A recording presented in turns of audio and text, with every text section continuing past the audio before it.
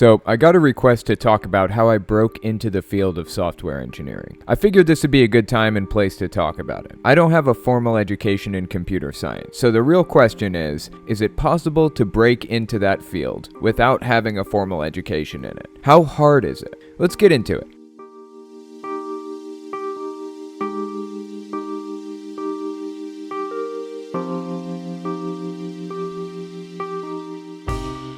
So how did I break into the field of software engineering? Life story time. When I was little, my dad owned a computer repair company. That was back in the 1990s, like from 1990 to 1997, somewhere in there. He worked a lot. Constantly, really. In fact, I almost never saw him as a result of how much he worked. A lot of the time, I'd be in bed before he even got home. This is when I was age 2 to 7, roughly. But sometimes, we'd go over to his shop and I'd hang out there. It was a pretty cool little place. It had all kinds of stuff in it. Computer games and spare parts all over the place. Then he got in a car accident and completely ruined his back, and the business started to fail. My brother was trying to keep it afloat, but he ended up moving the company out of an office and into our garage, which meant that from that moment on, we had a lot of spare parts lying around. Motherboards and hard drives and video cards and monitors all over the place. My dad had a bunch of 15-inch CRT monitors, which are complete garbage, even at the time, but they were used, so we would open them up sometimes and take a screwdriver and turn the screws on the inside to brighten or dim them, just kind of repair them and make them work for our purposes. One time my dad accidentally touched the screwdriver to the tube inside, which, for reference, can go up to 35,000 volts of electricity. It didn't kill him or anything, obviously, but it impressed upon me how dangerous this stuff could be. For those of you who might not know, electricity is measured in different ways. You can think of it like this. Electricity is just electrons jumping from one atom to the next, pretty much. So if you think of it like flowing water, volts would be the water pressure, amps would be the flow rate, and resistance is like the size of the pipe.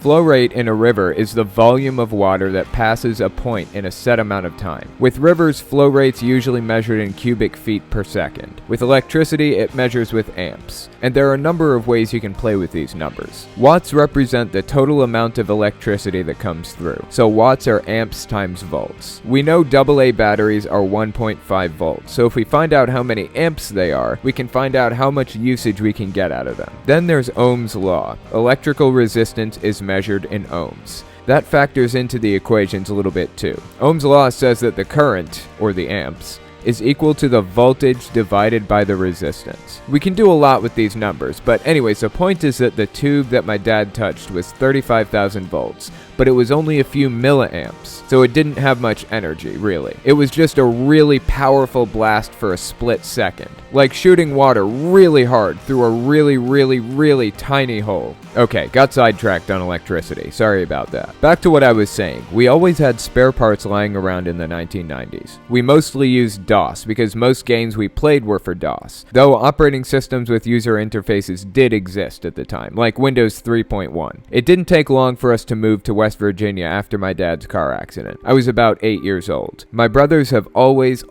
been into programming and computers in some way, but that's about the time it really picked up. I think I was 9 when my brother gave me my first book on C. About 4th grade, I made a program where you could enter how many mice of varying colors you had, and it would add them together and tell you how many mice you had total. At that point, I was almost exclusively using Linux for things. Through my teen years, I experimented with a number of different languages. Java was reasonably new. It was only a few years old, and there really weren't any top-notch development environments for it. Like Eclipse didn't exist yet, for example. Or at least wasn't popular yet. I was using Sun 1 Studio 4 to build Java code at the time. Anyways, I eventually got the library in my area to buy me a book on OpenGL for C. I read through that and played around with 3D graphics for a while. I learned how MySQL worked when I started playing with PHP. I would give myself test projects to work on, like creating a website hosting system or a ticketing system or any number of other things. A stock market simulator, a game engine, whatever. When I turned 16, I started working at Burger King. I did some other jobs like that for a while too, too, Walmart, IHOP, and others. I also did some basic website design for people for a couple of years. Not too serious. Didn't make a whole lot of money with it, just a little extra. My brother worked in the field for a while, and he talked me into sending out resumes for software jobs. I didn't have high hopes, but I sent out resumes anyways. One of the resumes I sent out was to a company in Florida, and they asked if I'd fly out for an interview. So I did. It was a web hosting company who also designed WordPress and Magento websites, and they designed apps for iPhone and Android. So I got a lot of experience using Objective-C and Java. This was before the language Swift even existed, but that meant moving to Florida without knowing anybody within 900 miles of me, with a 4-year-old kid. But I did it. I moved to Florida with my daughter, Kylie, in 2013. It was intense. I had to put her in preschool while I went to work every day. I'd drop her off before work and pick her up after. And of course, I didn't have any friends in the area, just me and her. It was not easy, but I made it. Eventually, she and I both ended up moving back to West Virginia near my family members in late 2014, early 2015. That's when I started my own hosting company. I knew a few people who needed help with servers and all that, so I started charging people to set up SSL certificates, optimize server resources, that kind of thing. I got into Amazon Web Services a lot because one of my clients needed help setting up EC2 instances on there. I also hosted a bunch of websites for a bunch of different people. I started my first YouTube channel in March 2016, and I started full-time work for another software company in January 2017. I did a lot of C# API and JavaScript web app design, Angular and AngularJS, React, Redux, that kind of thing. It gave me a lot of experience in architecture and enterprise system design. The first company I ever worked for was full of gifted amateurs. The second company I worked for was full of professionals who knew what they were doing. The architect who oversaw a lot of the projects there had written books on different engineering topics. They knew what they were doing at that company, and I picked up on a lot of that. I was lucky to get to work with them as long as I did. Eventually though, I decided to go full-time with YouTube. That was a couple months ago, but it was worth it. I was running myself into the ground with all the work I had, but a secret passion of mine will always be software engineering. I love that stuff. So here's the real question. Did I have trouble getting into the field since I didn't have formal training? Since I never went to college for it? And the answer is no. I didn't have any trouble with it. Most of these software companies assume that people that they're hiring aren't going to know everything about it. It's a learning environment. You constantly have to learn new things to keep up. So it isn't easy, but if you learn some programming on your own, you'll probably be fine. A lot of the work I did was figuring out how new compilers or package managers or libraries worked. These are all terms you'll learn when you join the field. It's not like they throw you into a situation completely blind and walk away. You have the trusty Google at your side through most of this. So if there's something you don't know, then I just about guarantee there's somebody on the internet who does know it. These companies expect you to come in and not know how anything works. They say it takes a software company about 6 months before a new employee becomes profitable for them. So if you're trying to enter the field and you don't have any formal training in software engineering or computers more generally, don't stress over it. They saw your resume. They know you don't have any formal training. They know they aren't going to make a dime off of you for the first few months. They understood all of that when they hired you. Just go in prepared to give it your absolute best. Go in prepared to learn your nuts off, and you'll be fine. Even the architect I worked with, the one who wrote books about engineering, was learning along with us with some of this stuff. We'd use a new package, like a new documentation system or a new messaging system or something, a system he'd never used before, and we'd all muddle our way through it together.